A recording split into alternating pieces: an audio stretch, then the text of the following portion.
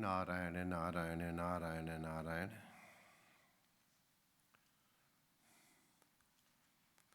भगवान का गीता में एक अद्भुत वचन है और उस वचन का, उस कथन का कितना अधिक महत्व है, ये साधक जितना जितना ऊपर उठता जाएगा उसको इस वाक्य का, इस पद का, इस मंत्र का, इस भगवत वचन का उतना भिन्न और उत्कृष्टतर अर्थ अनुभूत होता रहेगा। ये भगवान के समस्त वचनों के लिए, सामान्य जनों के लिए, विशिष्ट जनों के लिए और जो अति विशिष्ट विशेष जीव हैं उनके लिए। भगवान का वचन है, यद यद विभूतिमत् सत्वं श्रीमदूर्जित में ववा तत्तदेवावगच्छत्वं मम तेजोंश संभव। हे अर्जुन, कहीं तुम संसार में कुछ चमत्कार दिखाई पड़े तो तुम अपनी दृष्टि और भाव में परिवर्तन मत कर लेना। तुमको संसार में कहीं कोई विभूति वैशिष्ट्य के दर्शन हो, कहीं श्री के दर्शन हो, अन्य उत्कृष्ट का अवलोकन करो तो उस अवलोकन के समय तुम मेरा स्मरण करना, क्योंकि वो मेरे अंश से ही तेज, विभूति आदि संभव है। मम तेजोंश संभव। संभव माने उत्पन्न हुआ है। भवति सम्यक प्रकारेण भवति संभवति। संभावना के अर्थ में मत लगाना, उत्पन्न होता है। माने संसार में कहीं भी कुछ भी विभूति दिखाई पड़े, वैशिष्ट दिखाई पड़े तो अपने श्री कृष्ण को स्मरण करना, अपने इष्ट को स्मरण करना। आज भगवान की एक इसी प्रकार की विशिष्ट विभूति श्री ईसा मसीह के जन्म दिवस का अवसर, क्राइस्ट का जन्म दिवस का अवसर है। क्राइस्ट के लोक करुणा और लोक प्रेम के अद्भुत उदाहरण हैं। हमारे रामकृष्ण परमहंस देव जी ने उनका स्मरण किया। स्वामी विवेकानंद जी महाराज बहुत कुछ वहाँ से भी उन्होंने सद्गुणों का आधान किया और मिशन के तो कई संत आज ठाकुर के चित्र के साथ साथ मैरी का माता, जो उनकी माता थी, और क्राइस्ट का भी फोटो रखते हैं अपने गुरुजनों के पूज्यों के रूप में और प्रेरणा के रूप में। करुणा और प्रेम की बहुत सी कहानियां श्री क्राइस्ट के जीवन में सुनाई बताई जाती हैं। किस प्रकार से उन्होंने एक मृत बालिका को पुनरुज्जीवित कर दिया, कैसे नेत्रहीन को नेत्र दिया, और उन कहानियों में विशेष रूप से इसका उल्लेख किया कि क्राइस्ट ने कहा, देखो ये जो घटना हुई है इसको किसी को प्रकाशित मत करना, बताना मत, ये मैंने तुम्हारे प्रेम के कारण की है। अपनी विभूति प्रदर्शन के लिए, अपनी सिद्धि दिखाने के लिए नहीं। उल्लेख स्पष्ट। बहुत विभूतियाँ उनकी प्रसिद्ध है। एक बार वो बहुत लोग उनके प्रवचन को सुनने के लिए आए, तो मलाहों से उन्होंने कहा, भैया ऐसा करो, मुझे इस नदी के मध्य में ले जाओ, जिसे जो किनारे पे हमारे बंधु लोग खड़े, उनको मैं आशीर्वाद कुछ अपना प्रभु का संदेश दे सकूं। तो अपने को प्रभु का पुत्र कहते हैं। तो वो दो मलाह उनको ले गए मध्य में, और लोग लाभान्वित हुए। और फिर रात भर वो परिश्रम किए थे, उनको वो दिन कुछ मिला नहीं था, तो क्राइस्ट के आशीर्वाद से बहुत मिला। इतना मिला कि बगल वाले एक और नौका वाले को बुलाया। वो भगवान के इस तेज को, क्राइस्ट की विभूति को देख करके उनके शरणापन्न हुए। और यही मलाह 3 उनके प्रथम शिष्य हैं। पीछे और भी हुए, ये 3 शिष्य हुए। क्राइस्ट एक बार बहुत भक्तों के साथ परिस्थितियों विशेष के कारण एक रेगिस्तान में गए, और वहाँ आहार की समस्या आई कि यहाँ आहार कहाँ से प्राप्त होगा। तो एक कथा आती है कि क्राइस्ट ने पूछा कि तुम में से कोई कुछ अपने लिए पाथे के रूप में लेके आया। तो एक बालक आया क्राइस्ट के सामने, और 5 टुकड़े रोटी के और 2 मछलियां, वहां का भोजन है। मेरे पास तो जो है सो आपको समर्पित करता हूं। उन 5 टुकड़ों से और उन 2 मछलियों से क्राइस्ट ने भगवान की विभूति प्रदर्शित करते हुए 5000 लोगों को खिला दिया, भर पेट खिलाया, फिर भी 12 टोकरी रोटी बची रही। ऐसी कथा आती है। अरे भगवान की विभूति है, सब संभव है। अरे एक साग के पत्ते के अंश से त्रिभुवन को जो भरपेट भोजन करा सकता है, तो उनकी विभूति में ये भी संभव है। भगवान की विभूति के दर्शन करें हम। प्रायः संतों को विपरीत परिस्थितियों का अवलोकन करना पड़ा है। क्राइस्ट को भी बहुत प्रतिकूल परिस्थितियों का अवलोकन करना पड़ा, तो भी वो जगत के कल्याण में कभी पीछे नहीं हटे। कहा जाता है जब उनको शूली दी गई, तब अंतिम समय भी उनके ये वचन थे कि प्रभु इन्हें आप क्षमा कर देना, क्योंकि ये अनजान है, इन्हें मालूम नहीं है ये क्या अपराध कर रहे हैं। तो ये तो हमारे यहाँ परंपरा ही है शास्त्र में कि जो तो को काटा बोए ताहि बोहि तू फूल। जो हत्या के लिए भी आए, उसके लिए भी भगवान के चरणों में प्रार्थना ही करें। क्राइस्ट को सरमन कहते हैं। जो उपदेश देते हैं, उनके उपदेश इसी प्रकार के बड़ी सरल भाषा में है।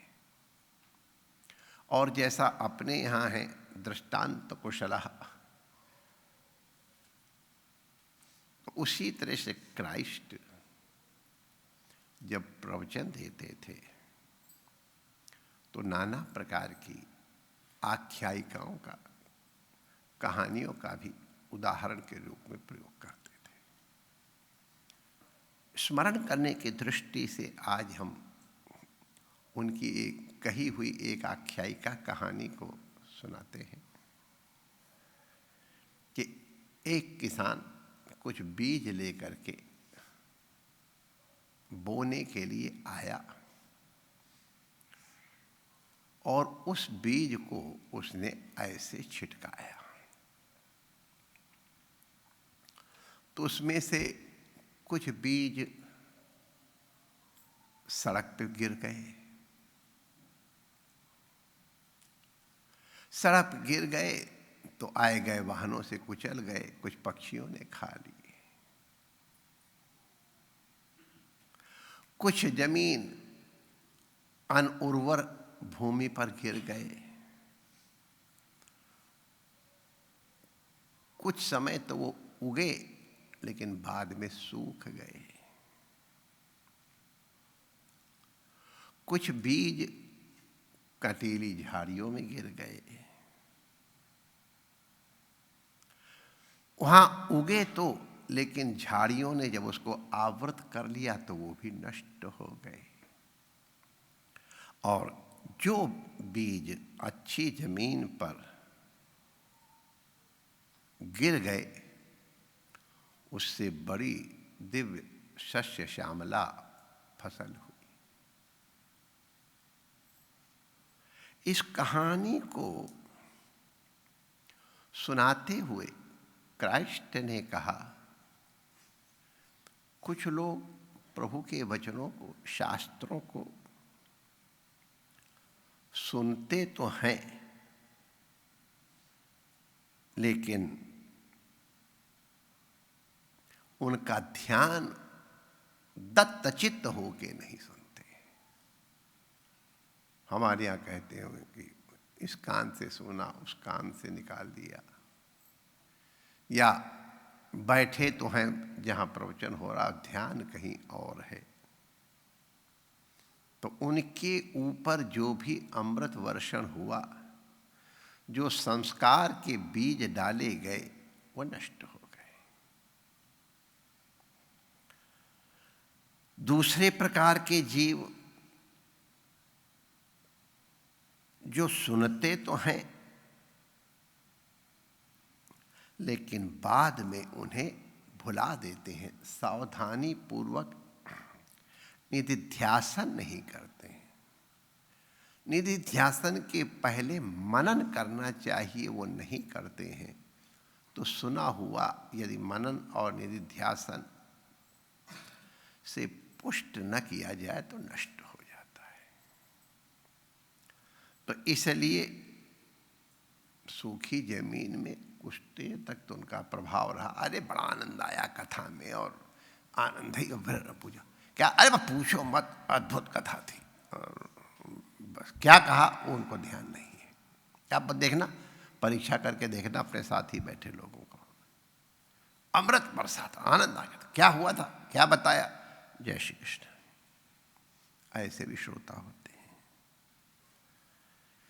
कटीली झाड़ियों में जो बीज गिरे थे उगे तो, लेकिन बाद में झाड़ियां प्रबल हो गई तो वो पेड़ उचित वातावरण न मिलने के कारण सूख गए। इसी प्रकार हम जीवों के लिए भी जो उपदेश मिले, शास्त्रों से मिले, संतों से मिले भगवत वचन, उनको सुना तो, लेकिन बाद में भोगों ने, तृष्णा ने, बल्कि कहें तृष्णा ने, वासना ने उनको आवृत कर दिया। हतम ज्ञानम क्रियाहीनम हता चा ज्ञानिनाम किया की दृष्टि से। सुना, समझा भी, लेकिन प्रबला इंद्रिया ग्रामः विद्वांसाम अपि कर्षति। भागवत का वचन है कि इंद्रिय ग्राम प्रबल है, माने वासना इतनी प्रबल है कि उस वासना के प्रभाव से जो हमने श्रवण किया है अमृत, या जो बीज पड़ने चाहिए थे, जो अंकुरित होके पुष्पित, पल्लवित और कार्य रूप में परिणित होके फलित होते और अपने सही सबको सुख प्रदान करते, वो नहीं हो पाता है। और चौथे प्रकार के लोग वो हैं जो अच्छी जमीन पर बीज पड़े थे, वो सुंदर फसल के रूप में लहलहा रहे हैं, वो उत्तम श्रोता हैं, जो श्रवण तो करते हैं, मनन करके और निधिध्यासन के द्वारा उसको अपने में समायोजित कर लेते हैं और तदनुसार आचरण करके न केवल अपना बल्कि लोक मंगल करते हैं। तो ये भगवान के वचन एक हैं, लेकिन उनको किस प्रकार से श्रवण किया गया है। बीज एक है, लेकिन विभिन्न प्रकार के स्थलों पे गिरने का परिणाम दिखाई पड़ता है। आकाश से जल गिरा, वो यदि तवा पे पड़ गया तो छुन्न हो गया, रेत में पड़ गया सूख गया, सांप के मुंह में गया विष बन गया, आंस में गिरा वंशलोचन हो गया, औषधि में गया तो औषध हो गया।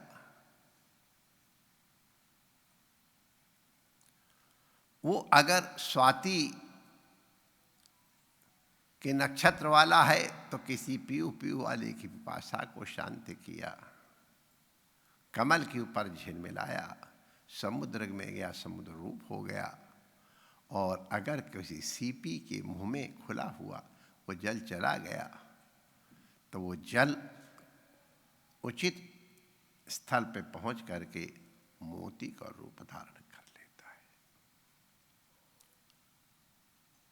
जल की बूंद उसी तरह की हैं, लेकिन कहाँ कहाँ वो जल की बूंदें पड़ी हैं उनका प्रभाव स्पष्ट होता है। इसी प्रकार की एक इन कहानियों का जो हमने क्राइस्ट ने अपने उपदेशों में, इस तरह की हमारे एक ही है ना, जितने ज्ञानी हैं वो सब एक ही हैं।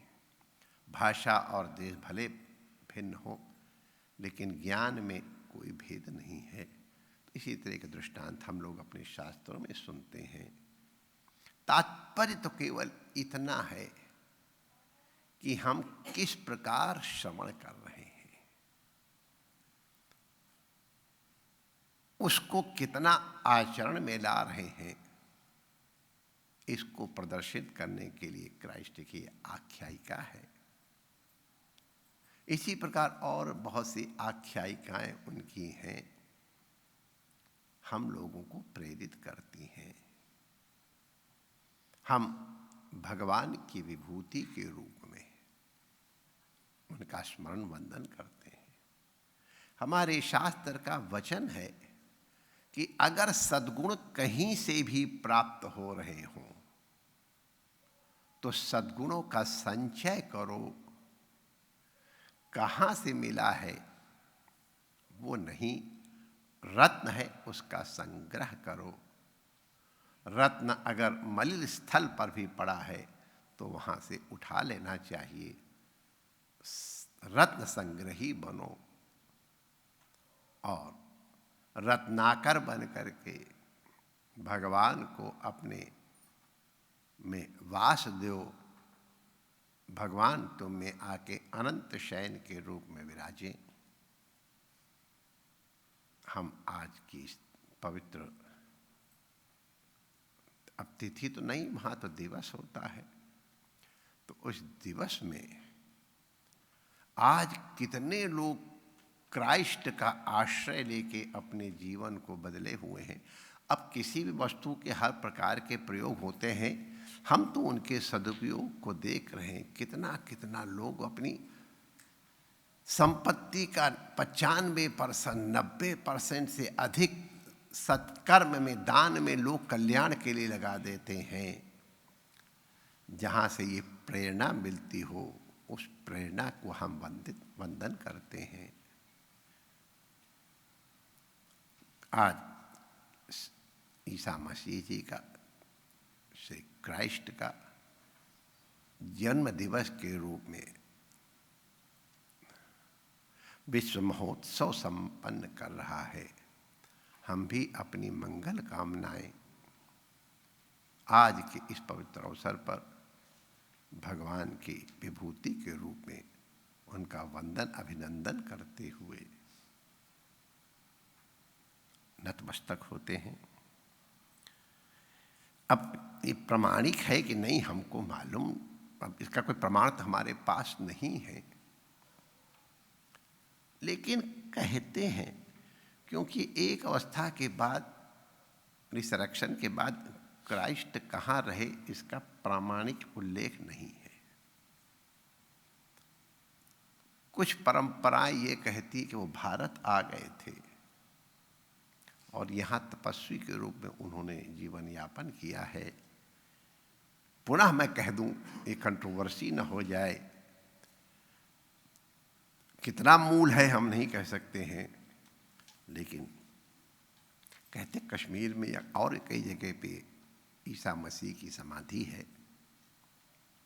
अब जो भी हो, अगर उनका ज्ञान, उनकी प्रेरणा हमको कहीं से भी मिलती है तो प्रेरणा ही हमारे लिए समाधि है, वंदनीय है, और इस दृष्टि से हम उनका वंदन करते हैं। समस्त संतों के चरणों में प्रणाम करते हैं। हमारे बंगाल में तो कृष्ण को भी कृष्टो कृष्टो करके बुलाते हैं, कृष्टो कृष्टो। तो उस रूप में हम पुनः वंदन करते हैं, संतों का वंदन करते हैं, आचार्य जी सहित समस्त ऋषि कुमारों का अभिनंदन करते हैं। समस्त विश्व के वो श्रद्धालु जो आज ईसा मसीह जी का जन्म दिवस का महोत्सव मना रहे हैं, उनके साथ हम अपनी भी मंगल कामनाएं, सद्भावनाएं, वंदनाएं अर्पित करके आप सबके लिए मंगल कामना करते हैं। जय श्री कृष्ण। उपनिषद वाक्य सेवा अवधारया। ओम अने जदे कम्मन सोजवीयो नैनद्देवा आप्नुवन् पूर्वमर्षत तद्धावतो ज्ञानत्येति तिष्ठत्तस्मिन्नपो मातरिष्वादधाति तदेजति तद्वेजति तत्तूरे तत्त्वन्तिके तदन्तरस्य सर्वस्य तदु सर्वस्यास्य बाह्यतः यस्तु सर्वाणि भूतान्यात्मन्येवानुपश्यति सर्वभूतेषु चात्मानं ततो न विजोगमुक्षते। हरिः ओम स्वस्ति। पौराणिक श्लोक सेवामवधारया। नाहं वन्दे तव चरणयोर्द्वन्द्वमद्वन्द्वहेतो कुम्भीपाकं गुरुमपि हरे नारकं नापनेतुं रम्या रामा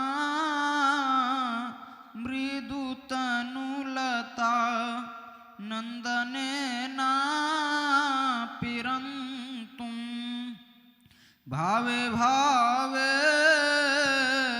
हृदय भवने भावयेयं भवन्तं भावे भावे हृदय भवने भावयन्तं भवन्तं। हरि ओम स्वस्ति। पञ्चाङ्गश्रवणसेवामवधारया शुभे शोभने मुहूर्ते आद्य ब्रह्मणः द्वितीये परार्धे श्री श्वेतवाराह कल्पे वैवस्वतमन्वन्तरे कलियुगे प्रथमपादे जम्बूद्वीपे भरतवर्षे भरतखण्डे श्रीनलनाम संवत्सरे उत्तरायणे शिशिरऋतौ पौषमासे शुक्लपक्षे